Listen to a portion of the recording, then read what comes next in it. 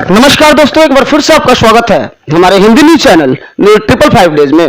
और दोस्तों, आज हमारे साथ पीरो क्षेत्र के जाने माने शिक्षाविद और साथ में अगर देखा जाए तो पिछली बार तरारी विधानसभा से विधायक के लिए पूर्व प्रत्याशी रह चुके संतोष कुमार सिंह जी हैं। संतोष कुमार सिंह जी परिचय के मोहताज नहीं है, क्योंकि संतोष कुमार सिंह जी ने इस क्षेत्र को, जिस क्षेत्र में ये रहते हैं, अपने क्षेत्र को शिक्षा के क्षेत्र में आगे निकालने के लिए इन्होंने भरपूर प्रयास किया और गांव-गांव, गली-गली, घर-घर से बच्चों को निकालकर बाहर लाए हैं। और आज भी इस विद्यालय में लगभग दसों ऐसे बच्चे आपको मिल जाएंगे जिनको फ्री शिक्षा दी जाती है और उनका कुछ नहीं लिया जाता है।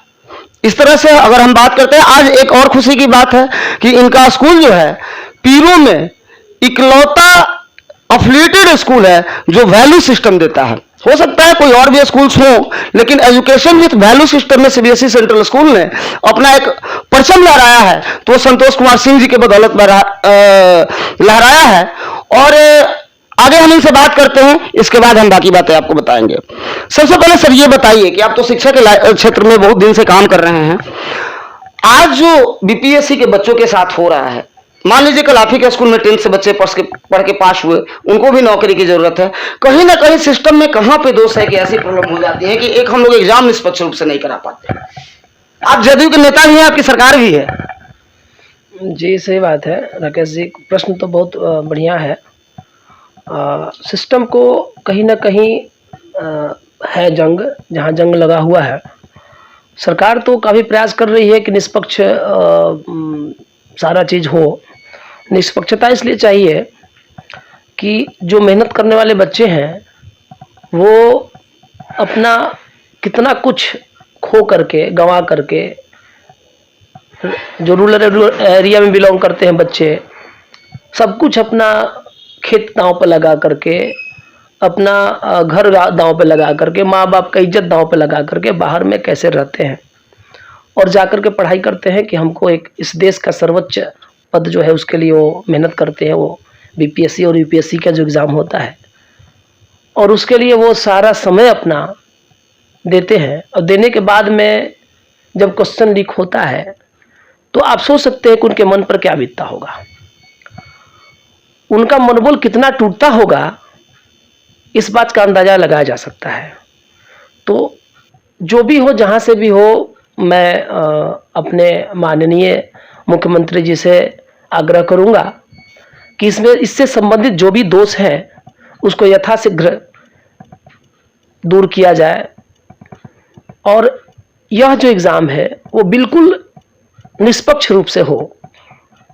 क्वेश्चन आउट होना जो है एक बहुत बड़ा ये दोष है और इस दोष को अगर दूर नहीं किया गया तो आने वाली पीढ़ियाँ जो है वो निश्चित रूप से अच्छी नहीं होगी। तो मेरा यही आग्रह है सभी लोगों से, इससे संबंधित जितने भी लोग हैं उन सब पदाधिकारियों से भी, कि कम से कम इस क्षेत्र में एक दोष मुक्त व्यवस्था बनाया जाए कि ताकि जो भी योग्य बच्चे हैं, जो भी बच्चे जो इसके लिए योग्यता प्राप्त रखते हैं, उनको ये मौका मिले और वो ही इस पोस्ट को प्राप्त कर सके। सर एक बात बताइए, सबसे पहले तो एक तरफ से अगर देखा जाए तो जो शिक्षा है वो हर लोगों की मूलभूत आवश्यकताएं हैं। आज के समय में घर में 2 रोटी कम मिले लोगों को, लेकिन शिक्षा की तरफ अग्रसर रहने की जरूरत है। आप एक देहाती माहौल में स्कूल चलाते हैं और ये बहादुरी है कि आप देहाती माहौल में इतने लोगों को जोड़ करके आज एफिलिएशन तक आपने स्कूल को पहुंचाया। कौन कौन सी मूलभूत समस्याएं आपको दिखी जिसको ज्यादा फेस करना पड़ता है देहात के स्कूलों में? सबसे बड़ी समस्या तो ये है कि हमारे जो अभिभावक, बच्चों का अभिभावक हैं, वो आर्थिक रूप से सक्षम नहीं हो पाते हैं। उनके बच्चों की योग्यता में कहीं से कमी नहीं है। हमें लगता है कि इन बच्चों को जब मौका मिलता है तो यही बच्चे जो है आगे चल करके उन समुचित व्यवस्थाओं और समुचित संसाधनों में रहने वाले बच्चों के सामने जो है ये अपना एक अलग पहचान बना पाते हैं। तो इनकी योग्यता में कहीं से भी कमी नहीं है, लेकिन अर्थ के अभाव में, पैसे के अभाव में ये बहुत सारे बच्चे जो हैं वो अच्छे स्कूलों में अपने बच्चों का दाखिला नहीं करा पाते हैं। हम लोग तो प्रयास करते हैं, बहुत सारे ऐसे टैलेंटेड बच्चे हैं जिनमें योग्यता है, टॉप 10 का एग्ज़ाम ले करके हर साल 10 बच्चों का हम लोग फ्री में पढ़ाने का बीड़ा हमने उठाया है। और इसका हम लोग प्रयास करते हैं, हर साल 10 बच्चों का एडमिशन हम लेते हैं, जिसमें 10 बच्चों को हर साल फ्री में पढ़ाने का व्यवस्था है हमारे यहाँ। अच्छा सर, एक बात जो देखा गया है मुख्य कि जो देहात गांव का क्षेत्र है, यहाँ पे लोग शिक्षा से परे हट करके और जातिवाद को भी बहुत ज्यादा बढ़ावा देते हैं।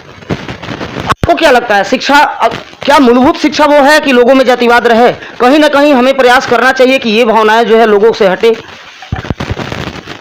बहुत अच्छा बात कहा आपने राकेश जी। जातिवाद जो है वो, ये जानिए, कभी भी जो है द्वेष पैदा करेगा, एक दूसरे के नज़दीक आने से रोकता है। हम इंसान हैं और हमें हमारा जाति जो होता है वो इंसानियत होनी चाहिए, और इसी के तहत जो है कोई भी कार्य होना चाहिए। और रही शिक्षा की बात, तो शिक्षा तो बिल्कुल ऐसा क्षेत्र है जहाँ पे जातिवाद नाम का कोई भी चीज़ यहाँ नहीं होना चाहिए। अगर इस तरह की व्यवस्थाएं अगर शिक्षा में या सामाजिक व्यवस्था में यदि हम लोग लागू करते हैं या अपनाते हैं, तो आगे चल करके बहुत सारी समस्याओं का जो है ना सामना करना पड़ सकता है। एक दूसरे के प्रति जो भेदभाव की भावना है वो चीज़ जो है ना, वो समाज में जहर घोलेगा। जो प्रेम का है बंधन, जो प्रेम का एक फीलिंग है वो कम करेगा।